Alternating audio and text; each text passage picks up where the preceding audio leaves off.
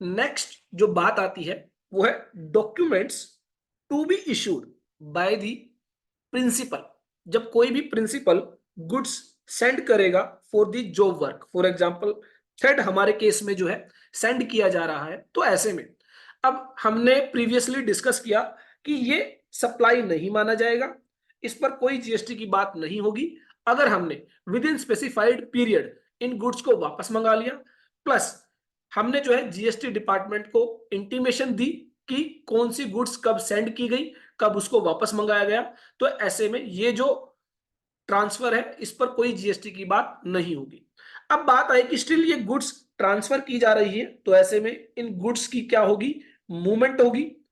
और मूवमेंट के दौरान अगर मान लेते हैं किसी जीएसटी ऑफिसर ने इन गुड्स को इंटरसेप्ट किया, तो अब जीएसटी ऑफिसर को कैसे पता चलेगा कि ये जो गुड्स है ये जॉब वर्क के लिए भेजी जा रही है। जीएसटी ऑफिसर कहेगा आप सप्लाई कर रहे हैं और ऐसे में आपने जो है विदाउट जीएसटी सप्लाई की है, तो ऐसे में आप टैक्स चोरी कर रहे हैं। तो इसके लिए बताया गया रूल 55 के अंदर कि जब भी आप गुड्स जॉब वर्क के लिए सेंड करेंगे, तो ऐसे में आप क्या करेंगे, टैक्स इनवॉइस इशू नहीं करेंगे। क्यों नहीं करेंगे? क्योंकि यहां पर आप जीएसटी जो है वो पे नहीं कर रहे हैं। तो ऐसे में यहां पर डिलीवरी चालान आपको जो है इशू करना होगा। डिलीवरी चालान जनरली आप तब इशू करते हैं जब आप जो है गुड्स की मूवमेंट कर रहे हैं, गुड्स को ट्रांसफर कर रहे हैं विदाउट सप्लाई ऑफ गुड्स, आप गुड्स की सप्लाई नहीं कर रहे हैं।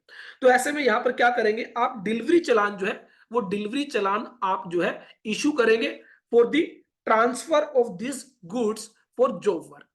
और इस डिलीवरी चालान में जो है आपको सर्टेन इंफॉर्मेशन जो है वो देनी होगी, जो कि बेसिकली है जो भी कंसाइनर है, कंसाइनर का नाम, कंसाइनर का जीएसटी नंबर, जो भी कंसाइनी है जो जॉब वर्क करेगा उसका नाम, उसका एड्रेस, उसका जीएसटी नंबर अगर वो जीएसटी लॉ में रजिस्टर्ड है। उसके अलावा क्या क्वांटिटी ऑफ गुड्स है, क्या गुड्स की डिस्क्रिप्शंस है, क्या गुड्स की टैक्सेबल वैल्यू है, क्या गुड्स पर जो टैक्स रेट्स है, टैक्स अमाउंट है, प्लेस ऑफ सप्लाई क्या है। तो ये सभी बातें जो है आपको डिलीवरी चालान के अंदर जो है आपको बतानी है जब भी आप गुड्स जो है जॉब वर्क के लिए सेंड करेंगे। अब इस डिलीवरी चालान के साथ ही आपको जो है ई वे बिल भी जो है वो जनरेट करना होगा। जी हाँ, ई वे बिल जो है आप जब भी किसी गुड्स को जॉब वर्क के लिए सेंड करेंगे, तो जैसा कि प्रिंसिपल के द्वारा गुड्स सेंड किए जा रहे हैं, तो प्रिंसिपल क्या करेगा, ई वे बिल जनरेट करेगा।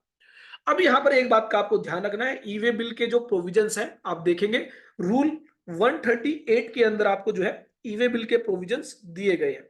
और वहां पर कहा गया है कि अगर ये जो गुड्स सेंड की जा रही है, अगर ये जो गुड्स सेंड की जा रही है जॉब वर्क के लिए, और यहां पर इंटरस्टेट मूवमेंट है, इंटरस्टेट मींस एक स्टेट से दूसरे स्टेट में आप जॉब वर्क के लिए जो है गुड्स सेंड कर रहे हैं। फॉर एग्जांपल हम मान लेते हैं जो प्रिंसिपल है वो दिल्ली में है और जो जॉब वर्कर है वो हरियाणा में है। तो ऐसे में अगर जो प्रिंसिपल है वो गुड्स की मूवमेंट एक स्टेट से दूसरे स्टेट में कर रहा है, एक यूनियन टेरिटरी से दूसरी यूनियन टेरिटरी में कर रहा है, तो ऐसे में ये क्या है, इंटरस्टेट मूवमेंट है।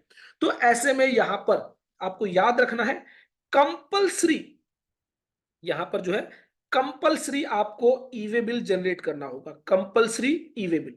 यहां पर कोई लिमिट आपको नहीं दी गई है, आप चाहे 1,000 रुपए की गुड्स जॉब वर्क के लिए भेज रहे हैं, या फिर 10,000 रुपए की गुड्स जॉब वर्क के लिए भेज रहे हैं, या फिर आप 1,00,000 रुपए की गुड्स जॉब वर्क के लिए भेज रहे हैं, या फिर 10,00,000 रुपए की गुड्स आप जॉब वर्क के लिए भेज रहे हैं।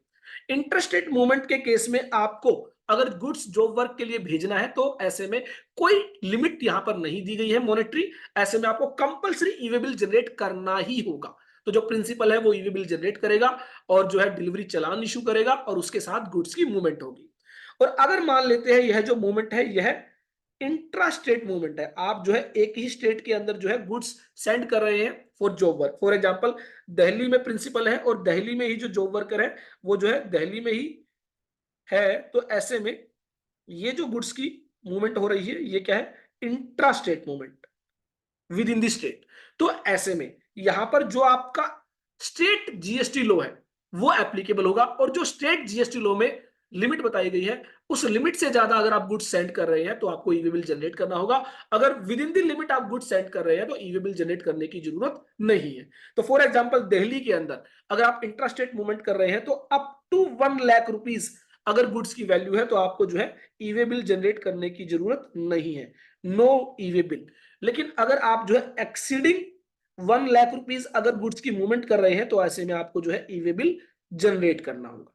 तो ये दो बात आपको ध्यान रखनी है जब भी आप गुड्स की मूवमेंट करा रहे हैं जॉब वर्क के लिए। तो ऐसे में सबसे पहली बात तो आपको डिलीवरी चालान इशू करना होगा एज पर रूल 55।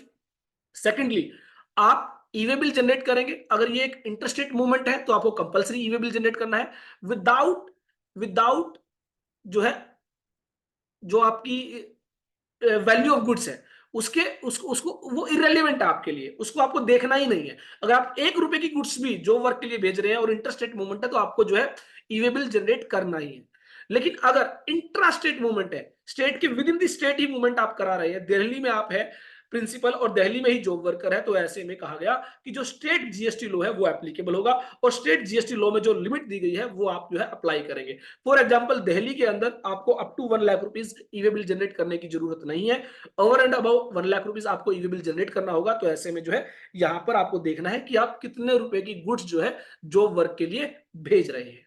तो ये बेसिकली आपको ध्यान रखना है रिगार्डिंग जो है issuing documents for goods Saint on job work. अब इसके बाद एक और बात आपको ध्यान रखनी है, जो यह डिलीवरी चालान है यह आपको जो है 3 कॉपीज में जनरेट करना होगा। 3 कॉपीज में, जो 3 कॉपीज आप जनरेट करेंगे उसमें से एक जो कॉपी है वो जो वर्कर की होगी, एक जो कॉपी है वो ट्रांसपोर्टर की होगी और एक जो कॉपी है वो जो है प्रिंसिपल जो है मेंटेन करेगा। तो आपको ध्यान रखना है जो डिलीवरी चालान है बेसिकली उसकी 3 कॉपी आप बनाएंगे। पहली कॉपी होगी जो जॉब वर्कर की होगी, सेकंड कॉपी होगी वो ट्रांसपोर्टर की होगी और जो थर्ड कॉपी होगी वो प्रिंसिपल की होगी। तो ये बेसिकली बातें जो है आपको रूल 55 में दी गई है और ई वे बिल के रिगार्डिंग रूल 138 के अंदर आपको बताया गया है कि in case of interstate movement for job work जो है आपको compulsory e way bill generate करना है, देयर इज नो लिमिट। और in case of intrastate movement आपको जो है जो भी आपका स्टेट लॉ है, फॉर एग्जांपल अगर आप हरियाणा में है तो हरियाणा स्टेट के लिए जो रूल बताए गए हैं ई वे बिल के रिगार्डिंग वो आप फॉलो करेंगे। अगर आप दिल्ली में है तो दिल्ली स्टेट के जो ई वे बिल्स के रूल्स हैं वो आप फॉलो करेंगे। अगर आप लेट से यूपी के अंदर है, उत्तर प्रदेश के अंदर है, तो आप यूपी स्टेट्स के जो ई वे बिल जनरेट करने के रूल्स हैं वो आप फॉलो करेंगे।